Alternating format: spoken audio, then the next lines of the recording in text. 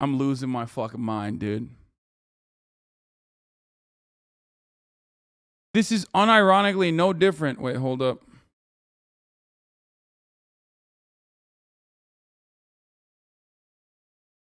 Hold on. Hold on a second. My guests are here. I'll be back in a second. Hold up, boys, girls, MBs. 1 second.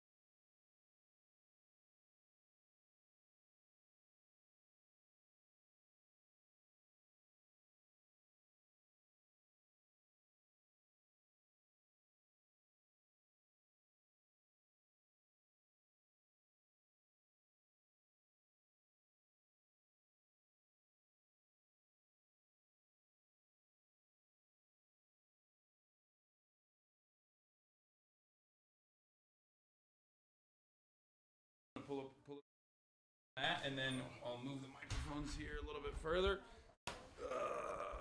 Okay. Anne, başka yerde telefonla konuşuyor. Hey, you should pull up too. That microphone. Have production every day.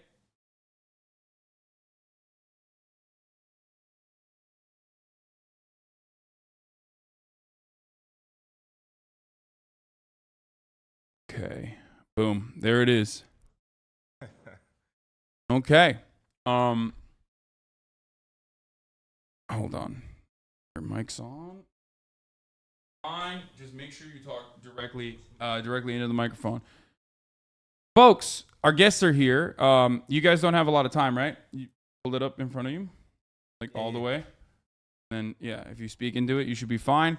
This is where you can see yourself. And yeah, we're live already. I was talking about the recent wave of Catholicism converts happening in the Brooklyn podcasting scene. Some really niche shit. But yeah, not one but two guests. What's going on? This is the Amazon Labor Union is in the building, everybody. Introduce yourselves. Yeah, this is the president, Chris Smalls, founder of TCOEW, former Amazon employee. I'm here with my younger brother. Demetrius. Pull it up more. Yep, right into it. You got to speak right into it. It's like, unfortunately, it doesn't catch everything. And I'll actually, here, let's do a sound test real quick, actually. For you, Demetrius. 1 second. What are you guys doing out in LA while I pull this up? You've been here for a while, right? Yeah, I've been here since Friday. It's like a LA takeover, man. I've been doing conferences, speaking engagements, tapping in with the community. Mm-hmm. Got a lot of events planned up for the whole weekend, actually, leading up into the weekend. So just really enjoying LA for the first time since the pandemic. Yeah. You recently were a part of a picket for the strippers union that's happening, right? Yeah. Hold on, let me see if Shout out I can to find that Strippers real United. quick. That was funny. Yeah. Strippers United. What are some of the things that you're doing? What are some of the things you're doing out here? Like, what can people look forward to see you? And I'm gonna tweet this out real quick as well. Oh, well, so what I got planned, I got a event tomorrow night. I posted on my social media, and then also Friday, there's an event going on that everybody can purchase tickets to. I'll be there as well. A little secret, and yeah, those are two open to the public events that people can still get involved and show up to. So I'm looking forward to that, and other than that, I'll just be chilling, like just enjoying the California vibes. Hell yeah. Okay. So we didn't actually do any prep whatsoever. I just like kind of dropped you into this. Have you done like a live thing like this before Nah, with hell. real time feedback? No, I mean, this is crazy. I'm just in. It can be a little discombobulating, so don't worry about it. It's just don't read chat and you'll be fine. 'Cause there's like 34,000 people in here right now. It's all good. I mean, they ain't expecting me to be on Twitch. Yeah, this is. I mean, listen. I am Jeff Bezos' most loyal soldier, if you will. In the building, talk about unionizing, solidarity, more.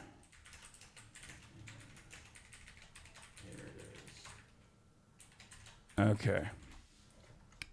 You don't fuck with Twitch at all, right? Nah, I mean, Do you know anything about it? I don't really know too much about. I mean, I No? know that it's very popular amongst gamers, and I definitely a big time gamer. I've been a What do you play? Sony PlayStation all day. I'm 90s baby, so when it comes to games and I used to play a little bit online, but I'm a don't have the 90s. time. I'm a 90s baby too. 91. Nice. Okay, nice. Yeah. I grew up. I mean, I never had a PlayStation 1. PlayStation 2 was the first ever console I had. I fucked with PSP heavy when that came out. But my parents wouldn't let me really play that much, but Metal Gear Solid was, I think, like a big influence in my life. Mm-hmm. Yeah. Okay, so you've done some stuff. You've done some crazy things. You did the unthinkable. You used to work at an Amazon distribution facility. For those of you who don't know, you got fired from the Amazon distribution facility for for speaking out against the COVID and workplace safety violations, right? Right. And then I remember covering it while that was happening. I remember talking about it, where they even went so far as to besmirch you and talk shit about you, and even go into like antiquated tropes, saying like you're a dumb, angry black man, right? Like the Amazon executives were talking about you, and then you came back with a vengeance and actually unionized said distribution facility. You've talked about this a million times over, probably, but it bears repeating to just like give a quick summarization of events and how it happened, if you don't mind. Yeah, definitely. For those who don't know, on March 30th, 2020, I led a walkout outside of Staten Island JFK 8 over COVID-19, and 2 hours after that, I was fired, catapulted into the media, and a week after that, Jeff Bezos had his general counsel hold a meeting, calling me not smart or articulate. Ironically, they also said to make me the face of the whole unionizing efforts. So I took that as a good idea, and I traveled the country protesting in front of Jeff Bezos' mansions and penthouses from the East Coast to the West Coast. And we came back in April of, actually 420. 420 is the birthday for the ALU. 42021, we started to organize outside of JFK, the same facility that I was fired from. We spent 11 months out there. I spent over 300 days at the bus stop, signing workers up, talking to them every day. And on April 1st, 2022, we were the first union in American history as we formed and voted, for over 8,300 people. Hell yeah. So some of the things I want to ask you, and you can choose to not answer if you want to, but some of the things I wanted to ask you is like why, for example, you chose to go with a new union rather than work with other established unions. And the reason why I want to ask you this is because like I think we have seen a lot of success in new unions. Starbucks is a great example of this as well. And Amazon Labor Union is its own independent union, right? What were some of the struggles building that up from the ground up, and also why was that your preference ultimately? Well, it hasn't been done in 28 years. Amazon's been around, and established unions been around even longer than that. So for us, going this route, creating something from the ground up, grassroots, putting workers in the driver's seat, that was the best thing that we could have done going up against Amazon. We are actual Amazon workers. We know the ins and outs of the company. We know the grievances. We live them. And who better than us? We understand the language. We understand what the Amazon workers go through. And for us, it was a no-brainer. We visited the RWDSU down in Alabama. We learned some things, and we saw some missed opportunities that we felt that we could do better, and we tried, to do it our way, and it worked. What would you say were some of the issues with the Bessemer unionization efforts, in your opinion? If you don't, I mean, obviously those guys were doing a great job. Like, don't. I think we're all of the same mindset here that like any kind of unionization effort is still good. Ultimately, organizing your workplace is incredibly important, especially because it's the only way to push back against your bosses and have some level of autonomy in your life, and it starts in the workplace. But what do you think were some of the mistakes in Bessemer in comparison to what you were able to pull off in New York? Well, number one, the first campaign, they had different organizers, but they just didn't have enough of the inside influence the way we did. The second time around, they obviously didn't make that same mistake. So I'm glad to see that they are continuing that fight down there anyway. But the first time around, it got a lot of attention, rapidly, a lot of political influence. And the one thing about being an Amazon worker is, we're so disconnected from any type of media or any type of outside influence that didn't resonate the first time around. They had to have more of an inside presence. And that's one mistake that we didn't make with our campaign. We made sure that we build the inside presence up to get to a point where the workers on the inside start to organize themselves. What do you think are some of the what do you think are some of the main issues with respect to like salting, or with respect to like understanding specific localities and specific distribution facilities that actually, this is a hurdle that you have to overcome as well. What do you think are some of the biggest hurdles that you have to overcome when you're trying to unionize a different distribution facility? Like, how do you tackle the problem of not being directly from inside of the warehouse itself? Yeah, it's a slow process, but you have to be resilient. They're gonna have some days where you're gonna take some L's. You're gonna have some losses, and you're gonna be discouraged because nobody talked to you, or you didn't sign anybody up in that one day. But it's a marathon. It's not a sprint. You just got to be out there. You got to be ready for when that worker is ready to come to you. It's not always about talking about unionizing right away, too. Sometimes you just got to connect with people on a personal level, talk to them about issues at home, bring them into a conversation where they feel comfortable, and then you can start to, educate them on what it is to be in the union and talk about labor and the issues that's going on in the workplace. So for us, it was just about earning the trust, building relationships. And over time, we showed people that the culture that we're creating is way better than what Amazon is offering. Yeah. So for any facility, they can copy and paste exactly what we did.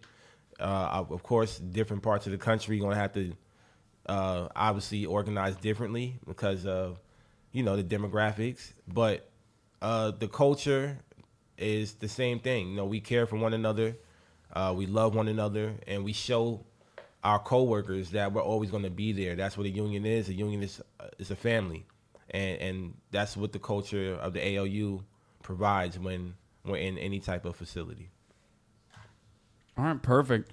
Do you feel like how do you feel about all the media coverage that you've gotten? Was that expected, or did that shock you? Did that surprise you? It comes with the territory. I mean, I know that my story is compelling just because the fact that I was fired, and I'm, obviously been doing this only for a short 2 years. So to hit the media the way I did, the timing of everything, it was just expected. to come, of course, when our victory happened as well. Yeah. Is there any pushback against that sort of thing? Are people criticizing you for that? Because you do have bold style, which I personally appreciate. Like you're wearing Versace glasses. You know what I mean? Like I like that. I think that's cool. I think that is normal because like normal people do obviously still subscribe to the same, same, I guess some would say pro consumerist dynamics, right?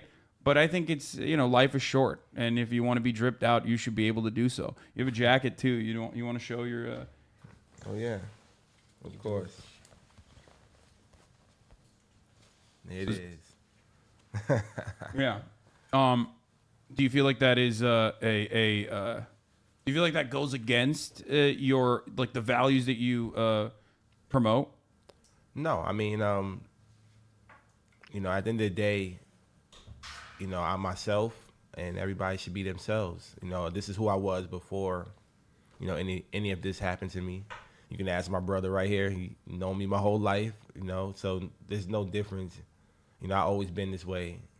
So I understand this pushback, and I understand people have this perception that, a union president has to wear suit and tie. I got a lot of heat for going to the White House and doing all of this and that. But it's important that people realize that I come from the community. I represent the community that is the style that we like. And this is a new time. It's a new generation. It's a bunch of dinosaurs in office, a bunch of dinosaurs in leadership, and they have to get out the way. The younger generation, the new school labor movement, this is what it looks like, and they have to get used to it. It's going to make people feel uncomfortable, but oh well, so be it. We have to be ourselves. That's important, not to lose our identity. And I just continue to be myself no matter what. I agree. Obviously, I agree for similar reasons. I mean, you have actually done things. I'm just a Twitch streamer ultimately, and I can only urge people to go out and organize. And there's plenty of organizers in our community as well. But it is I think a reactionary framing, a right-wing framing that even leftists themselves adopt sometimes without recognizing, when they literally are like, "Oh, why aren't you subscribing to the idea that being a leftist or working or advocating for workers' rights implies that you have to subscribe to a poverty cult?" And I don't think that's the case. So I do agree with you on that. Yeah, I mean, we deserve to have vacations. We deserve to be able to go to the mall and ball out. As part of the working class, we work hard, and we deserve to have a lifestyle where, a quality of life where we can afford the finer things. It's not just for us to just go window shopping all the time. So, yeah, I agree. So one thing I want to ask you, the Amazon distribution facility that you were able to unionize is predominantly black and brown, right? yeah. And that is something that is not even unique, as a matter of fact. But if you were to look at the media, or if you were to look at the coverage around unions, oftentimes people, possibly for nefarious reasons, say that like unionization and labor unions and like leftist associations, leftist values are predominantly a white working class thing. When in fact, if you look at unionization numbers, the black labor population has a higher percentage of union participation than the white labor population actually in the United States of America. And even then, it's incredibly low numbers, obviously. I think the overall unionization rate in our workforce is one of the lowest in OECD nations. It's even lower than Chile, a country who we eviscerated personally with our neoliberal economics, who used the entire country as a basically a testing ground for neoliberalism. We're currently at 10% across the board, but one, why do you think such negative perceptions exist? Do you think that is actually impactful overall, and how do you overcome it? Well, number one, essential workers across the country, well, majority black and brown and immigrant. And, that's the demographics of all or most these Amazon facilities. So when we're talking about liberation, we're talking about generational wealth, we're talking about, fighting for our fair share, fighting for a decent quality of life. Unionizing is really the basis of how we get there. Now that's why we're seeing all these different industries start to organize, not just Starbucks, but Trader Joe's, the Google workers, the coal miners, all of these other industries that are still fighting and striking. They're all the same fight. We're all the same struggle. We just have to continue to build off of that. The teachers are starting to pick up, especially right here in California. We have to really fight the onslaught of what's the real war outside, and that is that billionaires are pouring millions and billions of dollars into organized labor, to fight against organized labor. And to free our people, to free ourselves, we have to do it ourselves. We can't rely on anybody else. So just bringing together all these different industries, bringing together all these different movements, that's the only way we're going to be able to get to a point where, I've been mentioning for several weeks now, what's going to have to happen in this country is a general strike. And hopefully one day, hopefully soon, that all the unions in the country can come together on the same accord. And I know I'm willing to do that as the president of the Amazon Labor Union, is to withhold our labor, So that's the moment in time that we're in right now. Let's talk about that. Wait. We're gonna talk about the More Perfect Union and the coverage that they did. Yeah. In a second, but let's talk more about that. Withholding your labor. Why is that so important? Think about it. It's pretty basic stuff, I know, but this is important for because there's a lot of younger people in here as well that for them to understand. Absolutely. Just think about the fact that we had to witness abortion rights be taken away from women, the gun laws, children getting murdered, black families being destroyed, murdered in Buffalo. All the things that's going on in this country right now, climate, the planet is literally dying, gas prices, rent control, student loans, the list goes on and on. And everybody just continues to go to work. We all, we have a short attention span, especially in this country. Even when it comes to social injustice, the George Floyd, Breonna Taylor, everybody thinks that these issues go away once the court cases are over and everybody gets settlements. But it's not. These issues still remain. People still get gunned down. Police are still shooting black men down, killing people. So there's so many issues that we can withhold our labor for. The problem is that we're in a country where everybody's divided. Everybody is so divided that we're in-house fighting. We're fighting over issues that we can get over, and we're not focusing on the enemy. But meanwhile, the enemy they're organizing.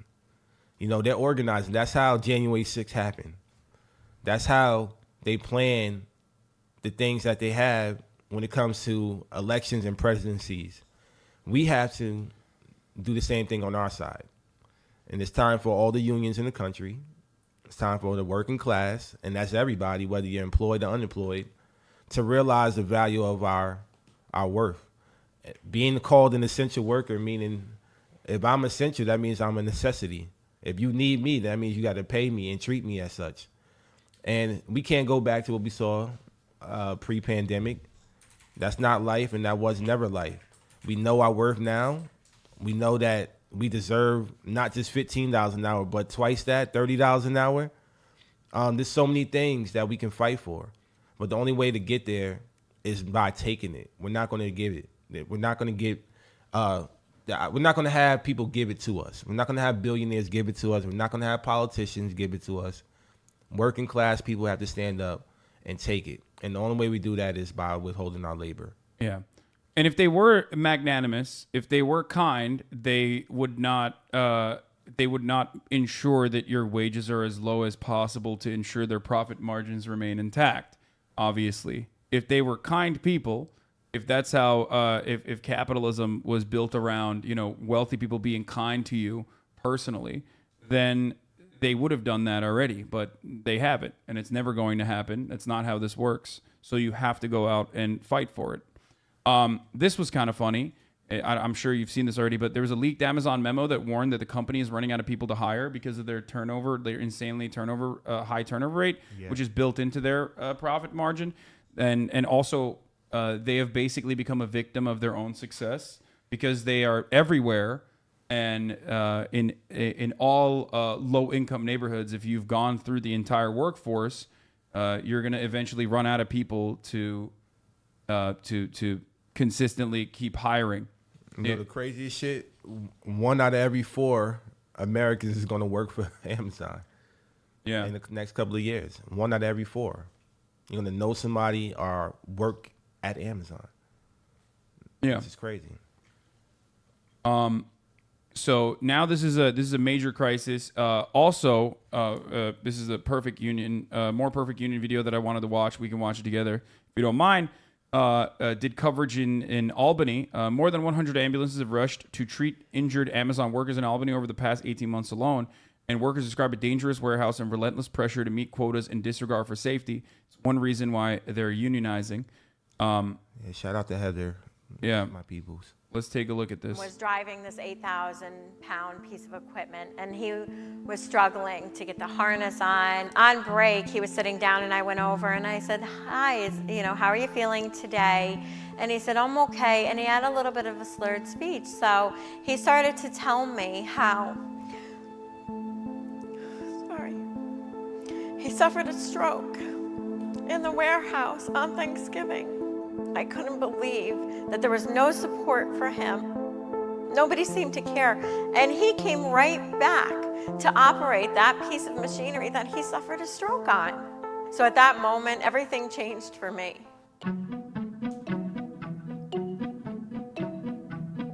The injuries are on a daily basis. Injuries are so common. I don't know how many people have left in ambulances. Of course, this is baked in to the profit margin that we were speaking about, where it's cheaper basically to have an ambulance like cut out a deal with a private EMT service than to actually ensure workplace safety and not like push workers inside of these distribution facilities to the edge where they are making dangerous mistakes. Because, again, they are seen as replaceable. And this was another common thing that happened in another distribution facility, if I recall, where I believe that instead of, those facilities don't have AC in it, right? There's no climate control inside of them, and the facilities get like incredibly hot. Some of them, yeah. There's been reports in certain parts of the country, yeah, they don't have any AC. Yeah, and it's cheaper to just send people. It's cheaper to send people than completely reorient the distribution facility to ensure that there's AC or like adequate protection from the heat. When you suffer from heat stroke, they just send you out in an ambulance, and then that's actually cheaper. Yeah. I was gonna say the problem with most of these buildings is there's so much machinery in there, 16 miles of conveyor belts that's running 24/7. So the heat in the buildings just circulates, and they have buildings that have 4 floors, so the heat rises. Yeah. So it doesn't matter how much the building is controlled under weather, they can't calculate that heat that's coming off the machines, and people they suffer these type of injuries. Yeah. I am what they call a picker. I drive a pit machine, which is an 8,000-pound piece of equipment that we take into the aisles and we retrieve items. I am a packer. I make sure that the packages get sent out to dock on time. I am a packer and a slammer. It's at the slam station where it gets the shipping label. And then the slammer weighs the package, puts it on another conveyor, where it goes up and around the facility and eventually ends up at the docks. As a picker, I have to retrieve 45 items in an hour. And that includes all of those heavy pieces of equipment, auto equipment, dressers, fireplaces, vacuums, air conditioners, you name it. Quota, make sure we get the priorities out. The injuries are definitely affected by these quotas and by the stress. We're moving boxes that are, teeny tiny little things up to supposedly 50 pounds, but I can't tell you how many countless times I've had to lift boxes 60, 70, 80 pounds. As I was driving this 8,000 pound piece of equipment to retrieve items, I noticed that there was wires, metal wires sticking out in what we call the very narrow aisles. So I may lean to the side to see if I can get a better visual. However, that better visual could result in this wire taking my eye out. Look at the boxes protruding out of the aisles and the condition of the boxes, because the aisles are so narrow. The shelves are overstuffed to the point where there are shelves that are collapsing, items that are falling off the shelves onto employees at, I believe it's up to 28 feet.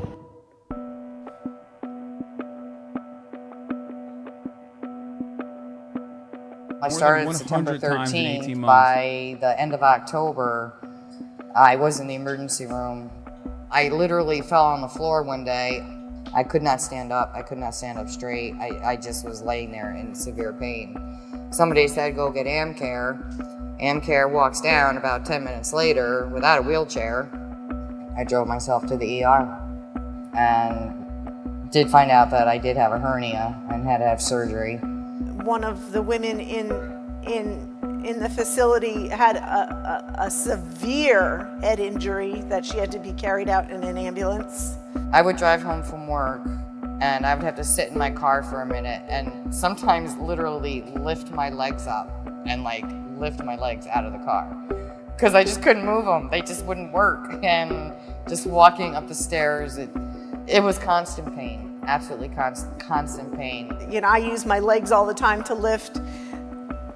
I go home with bruises on my thighs. It looks like I've been beaten. We've had over 100 EMS responses to the building, and a majority is dehydration or employees passing out because they're afraid if you drink more water, then you go to the bathroom. If you go to the bathroom, then you're going to be written up for time off task. You can get extremely hot in there. It can get up, you can usually feel like it's somewhere around 80, 90 degrees.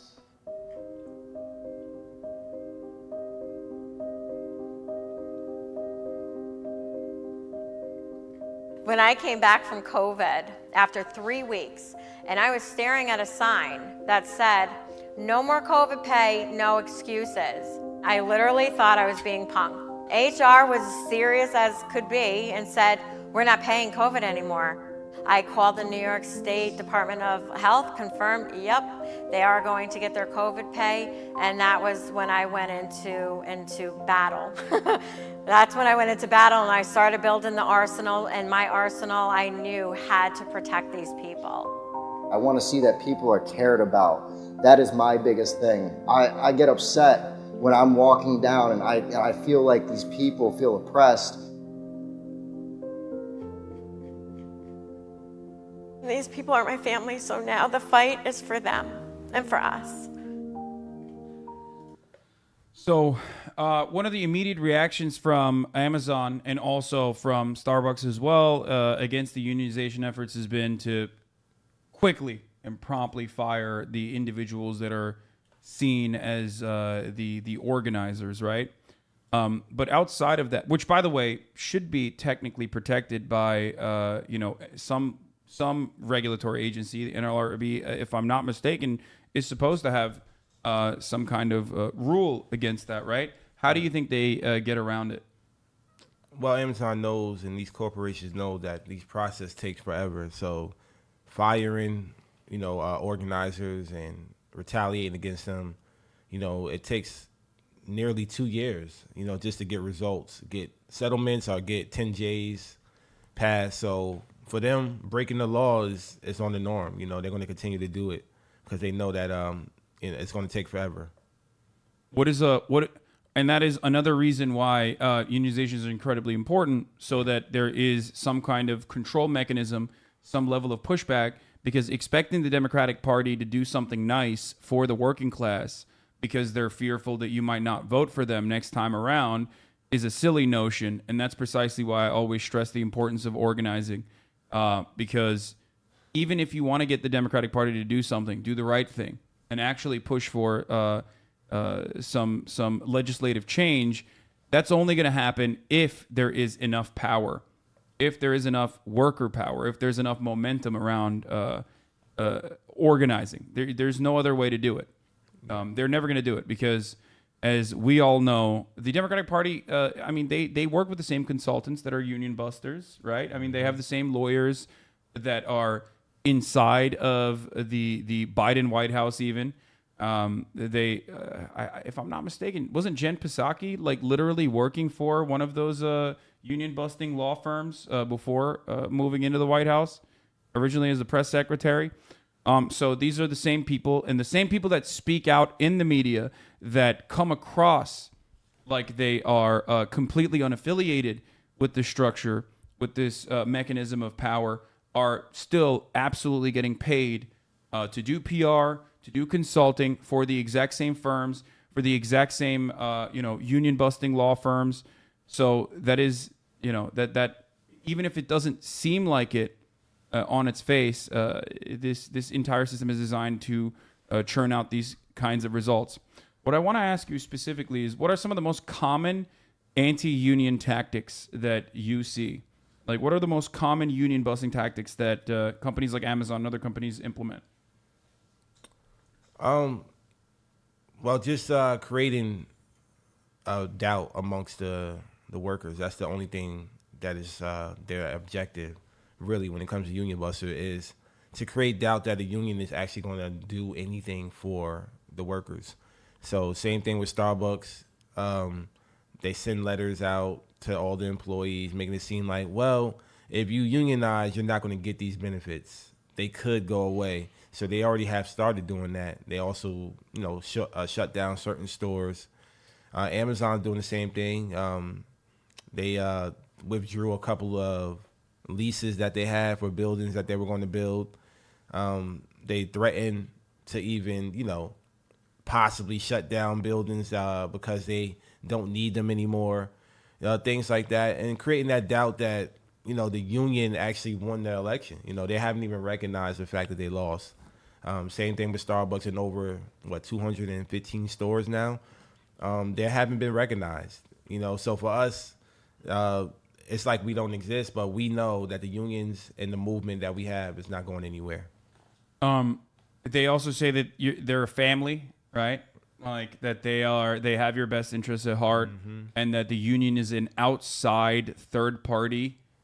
One of the, Alex Press as well, friend of the show, Alex Press, once corrected me adequately on this broadcast when I used the term union boss, which inherently is a right-wing framing on union leadership, which is democratically organized, as opposed to boss, which is a capitalist concept, which is undemocratic.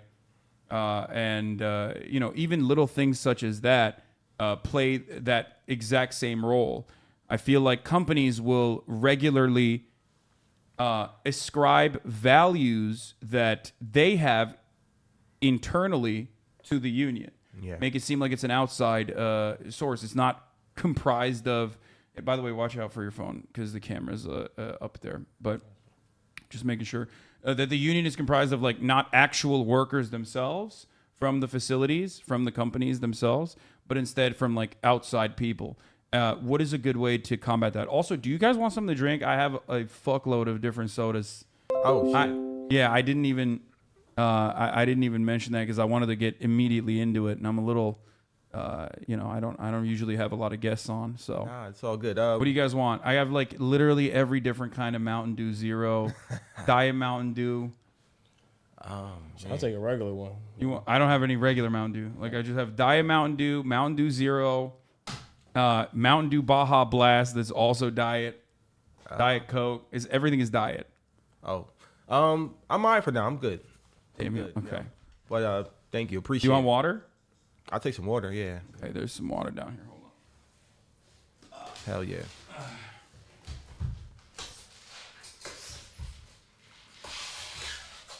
You guys don't fuck with diet sodas? Nah. Shit, man. I'm already skinny as a motherfucker. It might, watch out. It might it's like filled to the brim. It's all good. Gotcha. So you only drink diet soda? Yeah, I only drink diet soda. I'm a diabetes baby. Like my whole family is diabetic. Okay. I feel you. So I mean, I don't have it, but for that reason, I just like I guess I got used to drinking diet beverages my entire life. So regular beverage, I don't really like. Like it's like too sweet for me. Got you. Yeah. Anyway, what were we talking about? Oh, the unions are outsiders. What are some good ways to combat that rhetoric? So yeah, it was hard for the Amazon to do that. They tried to say that ALU is a third party, and we're like, motherfuckers, we're standing right here.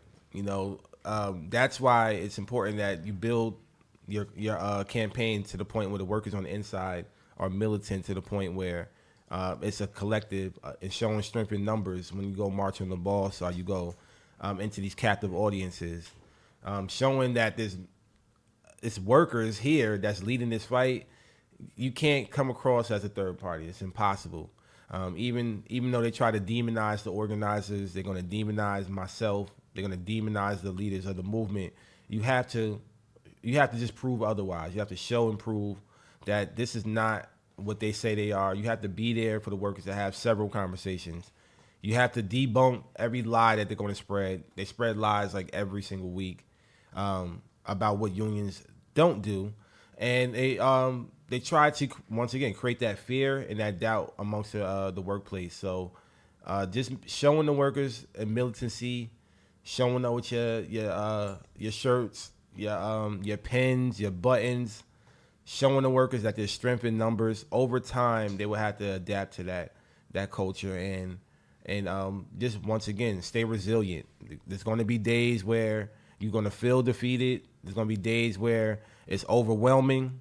It's going to be stressful, but if you can stay resilient through the whole way, you will be victorious. Yeah. Shit. Well, this is a union busting bingo card. You got cards are legally binding. The union is a third party, as we covered already. Cards are legally binding. Restricted job titles and duties. You'll have to rescind your cards as a supervisor. You will have to strike. Less chance of promotion. One of the things that I covered this sort of stuff a lot. I researched stuff a lot. One of the things I always am shocked by is how difficult it is to communicate to every single person that's working inside of the corporate structure that the people telling you all of this and saying that if the union comes in, they might negotiate for less money, as a matter of fact, which is ridiculous, obviously. Both completely untrue as far as like actual data goes. But also ridiculous specifically because they are the ones who hold all the cards. They are the ones who would lower your price, lower your wages if they wanted to, and they do it regularly. They are the ones who have all of the power, and the union is simply a mechanism of pushback. It's not even, there is no ideological binding, even though it is associated closely with like leftist movements historically, but it's just right. It is just the right thing to do. It is just the just thing to do. What would you say to give us a chance to fix things, or no raises during negotiations? This could hurt your career. What are some of the most adequate ways that you've dealt with? So we give them the facts. You know, first of all, every unionized worker in the country makes roughly $11,000 to $12,000 more than ununionized workers. So that's going to kill half of that anyway. You know, this is untrue. We would tell the workers, go outside and ask your bus driver what's their hourly wage.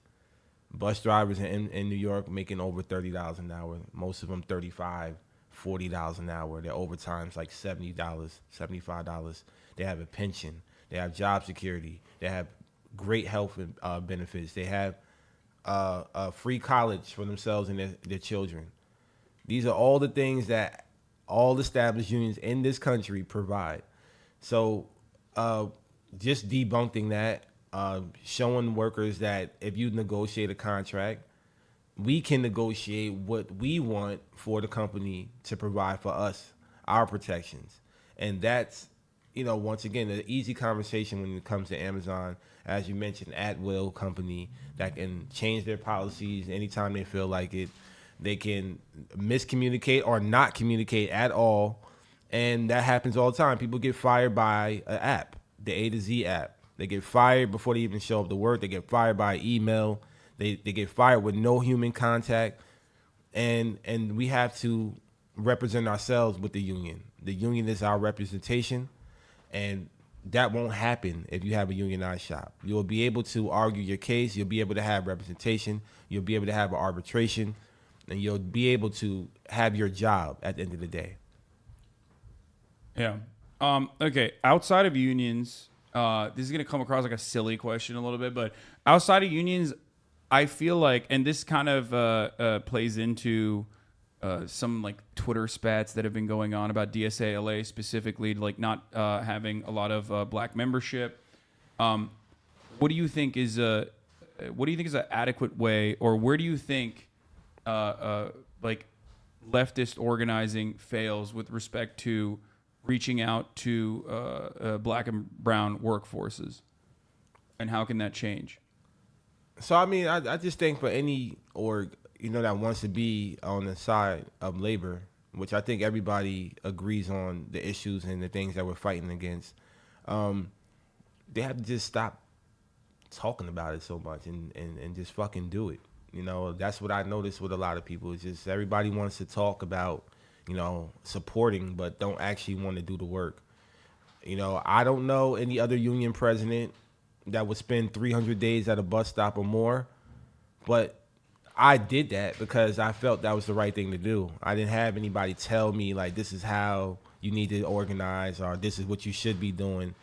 I did it because I just went out there and I got to work. And that's the same thing for any organization, especially DSA, that stands in solidarity with workers.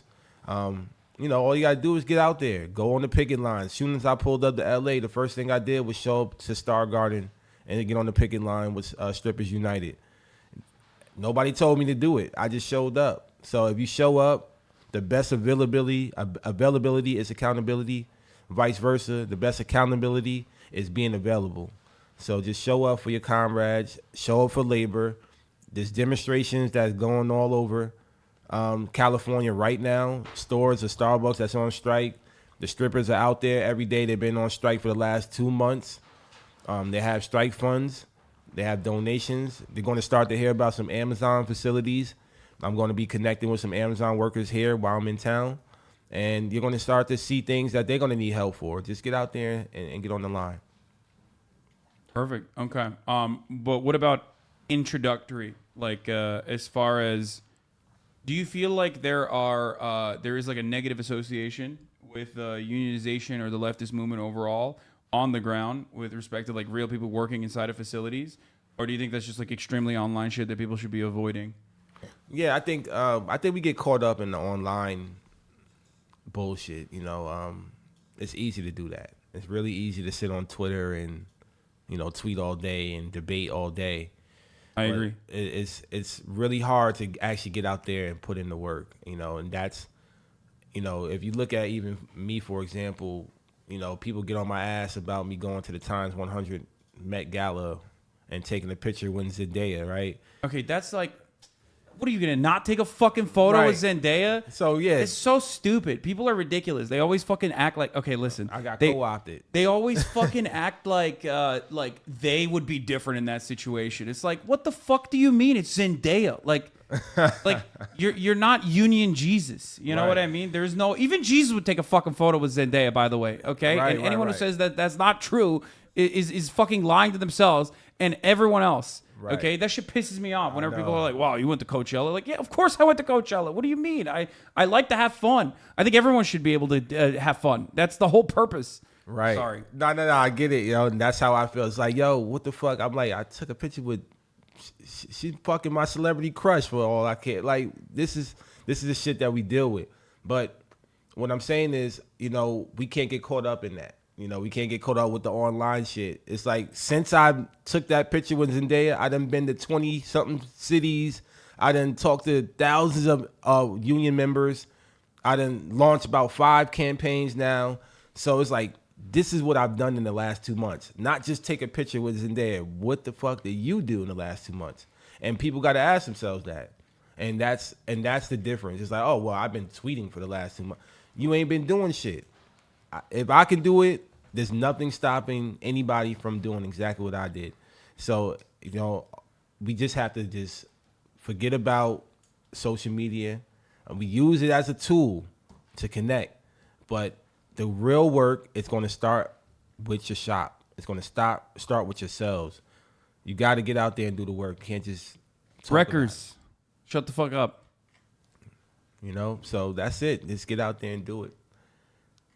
Okay, perfect. What else? I mean, you don't have a lot of time left here, so I'm just like trying to go through all the things I wanted to ask you. And there's a lot more that we could talk about, which we can do at a different time as well. You're a busy guy. You're fucking man. This LA trip was different. You know, last time I was here, I was at Basil's $165 million mansion over here in Beverly Hills, and that was 2 years ago. So to be back and actually tap in with the community and get to do all these events is great. What do you think about Mick Lynch? Are you familiar with him? RMT guy in the UK. Oh yeah, the bald dude who's just fucking ripping everybody. Yeah, man. I'm hoping, you know, one day we'll have a conversation. I'm pretty sure it'll happen in the near future. Getting a lot of. I can try to get you connected with the Corbin people. Yeah. When I was out there, I was supposed to link up with them, but unfortunately, I was not able to because I had to move to Amsterdam for a conference. But where is the? Does anyone have the? Does anyone have that video chat? The RMT General Strike video. I think there was a video that came out, right? I just wanted to show that. Or convention, not conference. Sorry. Oh, shut the fuck up, Chet. Look at this. Do you see this? This is what bunch of fucking babies. This is what I have to deal with all goddamn day. Any tips on organizing in your workspace if it's in the tech industry? Instead of writing conference and making fun of me, how about you fucking send me the link? One of you dummies in here, the 32,000 of you. Yeah, you know, tech workers, they have a real direct access to upper management. So start those petitions, some email threads. If you see any type of actions going on, get involved. You know, but send those letters to the boss. You have access to them that we don't in the warehouses. So definitely send petitions, email threads, email chains, whatever y'all want to call it, sick out days. Do what y'all can as well so that we can have that solidarity. Oh, here it is. This is Mick Lynch. We've been covering him a lot as well. He's a union leader out in the UK for the RMT. They've been striking rail workers. Would you call for a general strike? Well, we'll call for generalised action and synchronised responses from the trade union movement. A general strike. We will have to have it because people will not be able to put up with this level of Can poverty. I just be clear? You would, if necessary, as far as you're concerned, if you think it's necessary, call for a general strike. The TUC can call a general strike, not me. If they call it, we'll support it, absolutely. But are you pushing for that? But we need a firm response from the trade unions to get the British working class a pay increase to deal with this poverty crisis. But we also need to tackle housing costs, interest rates and food poverty. Would you call for...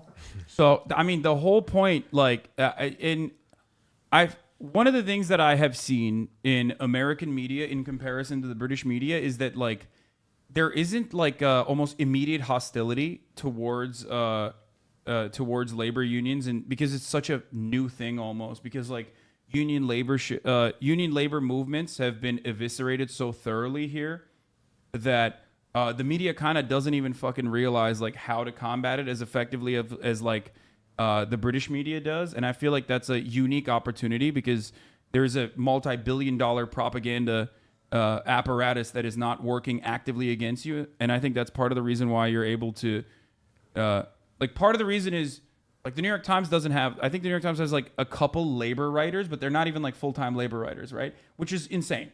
Like that to me, that shows how successful capital has been in this ongoing battle of destroying any sort of like labor momentum in this country historically. But I think because of that, you see more immediate and direct hostility. Whereas I do fear that will start developing and cultivating here in the United States as well. Like old school Fox broadcasts, like you see guys like Steven Crowder, who would go out and like agitate against union organizers. Yeah. Now you have the right wing also adopting the pro-worker, pro-labor union narrative, the pro-labor union language, which is, of course, interesting. Actually, you know what? Instead of showing you the Mick Lynch video, I'm going to show you one of my favorites. What do you think about this? What do you think about Steven Crowder? Do you know who that is? Nah. No? I love that. Your brain is so not broken from all this online shit. It's great. Here. Steven Crowder is a right-wing broadcaster, okay? This is back from 2012. He now, of course, just like the rest of the fucking right-wing media, has like adopted the aesthetics of being pro-worker, right-wing populist messaging to be like, oh yeah, we love our workers, and that usually just means like, that usually comes with the presupposition that like every worker is like kind of racist, and that's why we're actually on the side of workers, not these like liberal academics. But here, I want to show you this video here. What is it about right to work that you oppose so much? Whatever you oppose about right to work is because it's the freedom to freeload. They can suck all of the parasitical benefits and the hard wages that unions have negotiated, and they get it for free. Already destroyed one tent. Leave the tent alone. Get the out of my face. Don't tear down the tent. Get the out of my face. You hurt a lady in there. You're addressing me. I ain't hurt nobody. You hurt the out of my face. Back the fuck up. Stop tearing down the tent. Back the fuck up. Okay.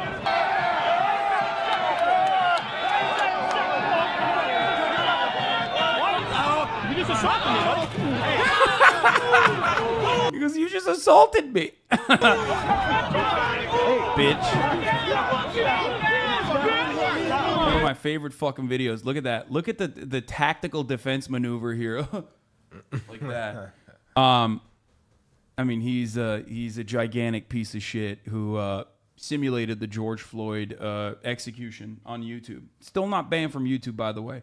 He literally had like someone stand on his neck to say that like, oh, that's not to cast doubt on George Floyd's execution by the police. Every time. I agree. I'll kill them with the gun. I killed plenty motherfuckers with the gun.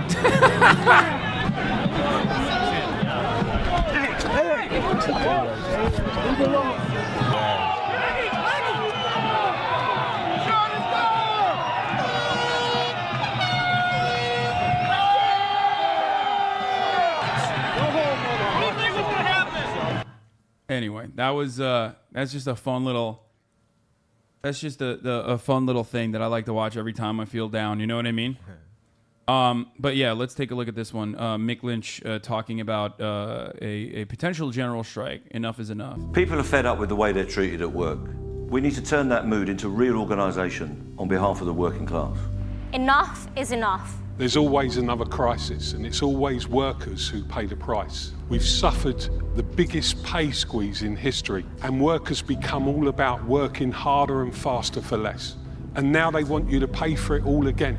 Well, it's time somebody else paid the price. Things can't go on like this. Record profits for big business, record number of billionaires, record wealth for the top 10%. But life is getting harder for everyone else. You always make the sacrifices, yet they always reap the rewards. None of this is inevitable. It's a political choice, your need or their greed. So it's time everyone in this country who's got a rotten landlord, who's got a low wage, who's got in-work benefits, who's going to a food bank, who can't get a doctor's appointment, who can't get housing. It's about time we all stood up together and said, enough is enough. This cost of living crisis affects us all. This is not just about rail workers or cleaners. Posties, engineers or call centre workers. Or nurses, or teachers, or firefighters. It's about you and every workplace and every community across this country. It's time for a campaign that draws the line. It's time to say enough is enough. Fair pay, affordable bills, enough to eat and a decent place to live.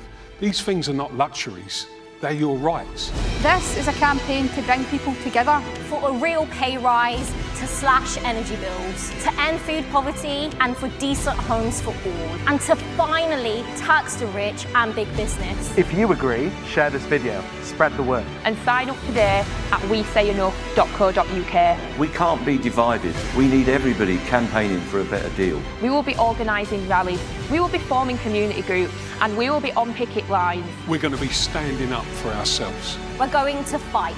We're not all in this together. We never have been. The people that are in this together are working class people who've been mugged for far too long. It's time to say enough is enough. Enough is enough. Enough is enough. Enough is enough. Enough is enough. It's time to channel anger into action.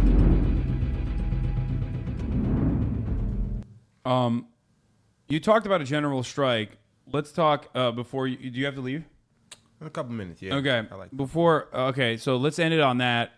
Before you leave, though, I think a lot of people on the internet talk about a general strike, and some of those people are well-intentioned. Some of those people don't really know what to do. But as someone who is a part of the union movement in this country, could you briefly detail the difficulties of launching something like that? And that it can't just happen simply on the internet with people being like, okay, I'm not going to go to work tomorrow. And like, let's all promise not to go to work tomorrow. Yeah. I mean, for the union movement, sometimes, even unions have to be held accountable. And I think Mick was saying that as well when he said you got to talk to TDU, he said? Yeah. So that's where we're at. It's like some of the union presidents, myself, Mick as well, he's one of them.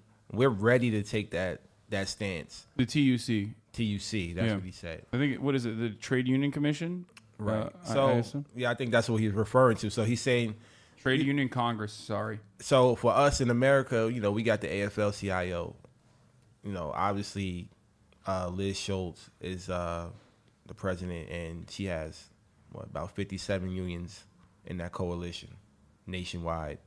Then you have the Teamsters, and then you have, other unions as well, 1199. You got big unions in this country with thousands, even millions of members. Those are the leaders that can really put a real ripple if they shut down their members. What I'm trying to do with the Amazon labor union is the same thing. Where Amazon employs over 1 million workers nationwide. So just imagine if every Amazon worker didn't go to work. The postal workers as well, same thing. Postal service, UPS drivers. These are industries where if we shut down, we can affect everybody else as well. So we have to come together as leaders, union leaders, and figure out when we're going to do that. It's not about when or where or how. It's about when. When are we going to actually do it? Because it has to happen. So I already put out a call to action. I've been talking to people in unions across the country. Get strike ready by 2024. And that goes for everybody in the country. Everybody in the country needs to be strike ready by 2024 because we don't even know what the hell or who the hell we're voting for. So that's where we at. All right. That's a good note to end it on. Thank you so much, Chris Smalls, for coming. Where can people find you? What do you want to do a call out for? You're raising money for the Amazon Labor Union, obviously. Yeah. Where can people find all of that? At AmazonLaborUnion.org. Hit the donate link. Follow us on Twitter at Amazon Labor. Follow myself at @shut_down Amazon on Twitter, at Chris Smalls on Instagram. They've been spamming your Twitter link as well and your Instagram link as well, of course. Hell yeah, please. Labor Day, New York City. If you're in the New York City area, we shutting the city down. We're gonna start at Howard Schultz, CEO of Starbucks. We're gonna march to Jeff Bezos, and then we're gonna shut down Times Square. I already made a call to action as well. LA, hit the streets, shut down your city. Let's do it from the East Coast to the West Coast. All right. Gang. Thanks for coming, man. Absolutely, man. Thanks for having me. All right, perfect. Okay. I'll be back in 1 second, okay? Chat, one moment, and then we'll continue with our news coverage. Here, you can watch while you wait. Oh, well, that's only 10 seconds.